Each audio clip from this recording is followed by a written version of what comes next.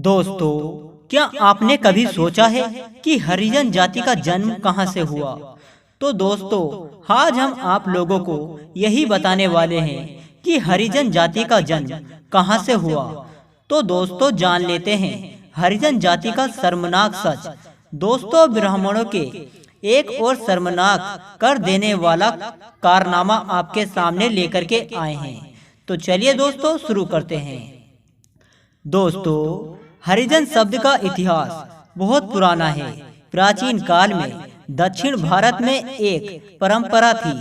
शादी विवाह के उपरांत पति पत्नी मंदिर में जाकर वहां संतान मनो उत्पत्ति की कामना करते थे। समय संयोग से उनकी मनोकामना पूर्ण हो जाती थी, परंतु यदि संतान के रूप में कन्या प्राप्त होती तो वे उसे मंदिर में देवता के आगे भेंट के रूप में चढ़ाकर वहां के पंडित और पुजारी को दे देते थे। मंदिर देवालयों के देवताओं की पत्थर की मूर्तियों के आगे भेंट के रूप में चढ़ाई गई बालिकाएं जब बड़ी होती थी तो वहां के पंडित पुजारी और प्रबंधक लोगों की निगाहें उन पर पड़ती थी तो उनके मन गंदे होने लगते थे। वे कामुक हो उठते थे तो फिर वे उन यौवनाओं को अपनी काम वासना का शिकार बना बैठते थे। ऐसी स्थिति में वे बेचारी ये युवतियां गर्भवती हो जाती थी।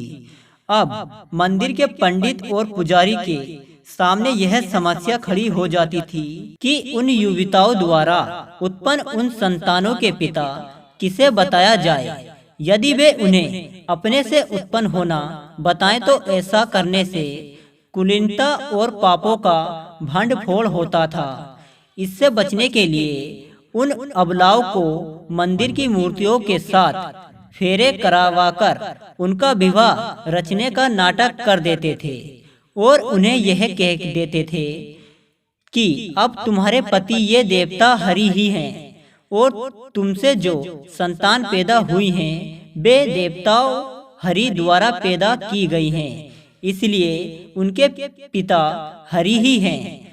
और दोस्तों, इसका सीधा अर्थ यही हुआ कि इन संभ्रत कहे जाने वालों दुराचारियों कामुक द्वारा इन अबलाओं के साथ कुकर्म करने पाप कर्म करने से जो संतान उत्पन्न हुई हैं वे हरिजन नाम से पुकारी गई हैं।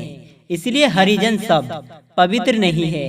वर्ण भेद और जाति भेद हिंदू धर्म एक संस्था है और दोस्तों, वर्ण व्यवस्था फूंक मारकर उड़ाई नहीं जा सकती। मनुस्मृति में चौथे वर्ण का विधान है, उसी को बढ़ाने के लिए सारे हिंदू शास्त्रों की रचना की गई है।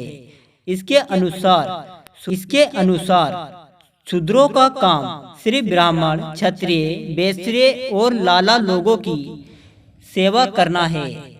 अन्याय और असमानता पर आधारित हिंदू धर्म में रहकर हम अपनी उन्नति नहीं कर सकते हैं।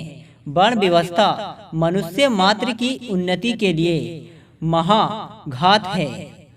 तो दोस्तों, ये जानकारी आप लोगों को कैसी लगी? अगर पसंद आई हो तो वीडियो को लाइक, चैनल को सब्सक्राइब जरूर करके जाइएगा। जय भीम, जय भारत।